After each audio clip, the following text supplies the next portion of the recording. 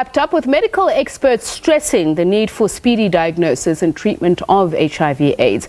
The conference highlighted best practices to improve control of the pandemic. More than 3,000 people attended the conference, among them AIDS activist Yvette Raphael. She spoke on one of the panels about Depo Provera, a contraceptive injection given every 3 months. Yvette is a member of the Global Community Advisory Group for the ECHO trial. A very good evening to you, and thank you so much for joining us, Yvette. Good evening, Tepison. Good evening to the viewers. Okay, let's first start with what is ECHO? ECHO is a trial that was done over the past 3 years to find out if there is a connection between HIV acquisition and the use of contraceptives. And it was done in 4 countries. Okay, so that's what I was going to ask you. Where and how was the trial administered? Yes, it was done in Swaziland, South Africa, Kenya and Zambia. Okay, so who was part of the trial and how was that carried out? The trial, women were part of the trial, and the trial was just the women who had to participate just had to have a need for a contraceptive. So anybody could participate as long as you had a need to be on a contraceptive and wanted to prevent a pregnancy. So you recently wrote an article about how the results thereof scare you, but I want to talk about you obviously being an AIDS activist. You say you've been interested in the science around this since you were diagnosed 19 years ago. So how did you get into it, and then talk to us then about these trials and your involvement? Yes, soon after my diagnosis, and it was during the time of HIV and AIDS activism, when we had so much denialism and also misinformation with regards to HIV, that I got involved and wanted to know what the sciences were. And I was on a medical aid at the time, and I needed to know if it was okay for me to start treatment, even though our government was saying ARVs were toxic. So that's how I got involved. That's how I started reading about HIV and AIDS and how it then affects, and also ARVs and how they affect your body. So I started my treatment immediately after my diagnosis. So what was available to you at the time? Because I was on a medical aid, I had a wide range of treatment available at the time, which was the best combination. I was on Combivir and Nevirapine at that time, and it was the best combination back then, and it was my treatment for over 10 years. But I want to hear about Depo Provera.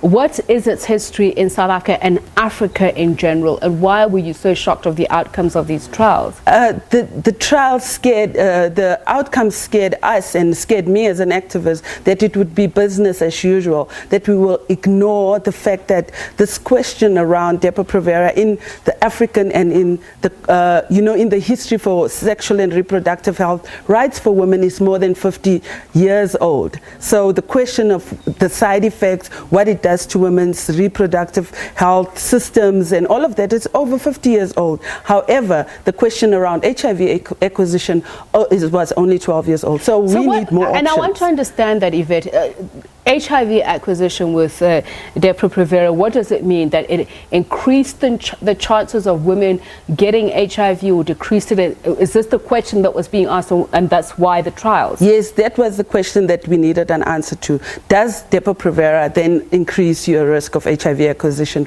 However, 2 hormonal contraceptives and the IUD were part of the study, so it did not show any significant difference in HIV acquisition. However, what we are very worried about is also the rate of HIV/AIDS seroconversions in the study. So a lot of women then did get HIV or were infected with HIV during the study and in the study. So for us, that's the big question. And these are people who previously did not have HIV? Yes. And yes. Are women aware of this when they get into the trials? Are they aware that they risk contracting HIV as a result of the trials? Yes. What is unique about this trial is that the products that were being tested is what is available. So what the trial outcomes actually mirrors is the country's problem. So in South Africa, for instance, we have a huge problem of HIV prevention, methods available and people using it. So I say our government is violent towards us and violent towards women by not making a proclamation or some kind of statement about PrEP availability in South Africa. So PrEP is available, but our government has not said anything public. They're targeting certain groups, sex workers, men who have sex with men, but really have not said anything publicly about the availability for PrEP, and that PrEP does prevent HIV infection. And you spoke earlier on about equity issues around Depo Provera and women, especially African women. Tell me about your concerns there and why you think it was targeted mainly at black women across the continent.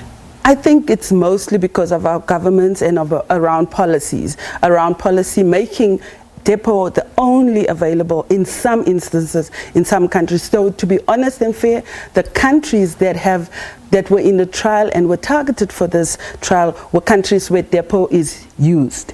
Depo is hugely used, and also the fact that the countries are some of the countries with high HIV incidence. However, in the US and in the UK, Depo Provera is not that available for everyone. It's hardly a choice. It's also our fear and our worry is it's also targeted at black and brown women in the US and in other parts of the world. But why is that? I want to understand that. I think it's around poverty and the method mix. So when we talk about method mix, we're talking about poor women getting more options. So the options that we have available in our government clinics and the options we have available in the private sector are different. I mean, a young person in South Africa going to a public clinic does not have access to a patch, does not have access to a diaphragm, but it is available. So our governments usually just only make available what's cheap and what's available and easily accessible. And when we say cheap, we don't mean about the drug. When you go into Depo, you don't come to the clinic for 3 months. So usually that would be some of the things that's looked at. However, we are demanding women to have some kind of information and choice when they go to the clinic. You can never say it's my choice to use Depo when you only give me Depo. So obviously, as somebody who's unfamiliar with these, what is the importance of having choices? If I don't know what is good enough for me, I don't know the effects. You've just been speaking about the toxicity of some of the medications, and why is it something that is chosen for us, or what is it based on? When WHO, Tsepiso, changed the medical eligibility criteria of Depo in our clinics, what needed to happen is women needed to start getting counseling, needed to be told what Depo, that their risk of HIV acquisition might increase. So when we talk about choice, we talk about young people who go into clinics and are told, why are you using a contraceptive methods, or why do you want an injection when you do not have a child? So that is not the choice women are looking for. I'm a young person, I go into the clinic, I need to get a method that suits my needs. If a young person gets into a clinic and is offered a method or coerced into a method, that definitely is not choice. And the side effects for contraceptives everywhere are so much, especially in the choices that young women have in South Africa or around the African countries that were part of the study. So these results, and perhaps you can also shed more light on what else they found, the ECHO trial. Let's first start with that. Was there anything else that came out of the study or the trial that alarmed you? Not really alarmed, but made me excited that because the trial was then randomized, women did not really choose their own option. They were told there were 3 options in the study, and then a computer will choose an option for them. What excited me is that women stayed on the method. So the idea and these are modern methods. Yes, the idea around women only choosing Depo Provera or it being our favorite option was then dismissed. The fact that women stayed throughout 3 years using the same method, and then that's why we got the results. Okay, so let's talk about what opportunities the ECHO trials present us with as the South African community, but also the world over. It spurs action. It spurs us to start thinking around what choices do we give women? For me, the big issue around this is who makes the decision about the African woman's body. Should it be the African women, or should it be a group of white males in Geneva? So for me, plain and simple, we're going to continuously fight for women to be part of the review committee, the ECHO review committee, especially around the guidelines review committee, because there's so much hanging around it. We don't want the MEC for Depo to be removed. We're also fighting for continuous inclusion of black women and women on the ground to be part of these decisions, because it's unfair that the decisions are made over in Geneva and not where the women are. So final question, Yvette, the statistics that we saw released at the AIDS conference about the number of young women and within what age group continue to get infected on a daily basis, what do you see as the problem and possible solution to it?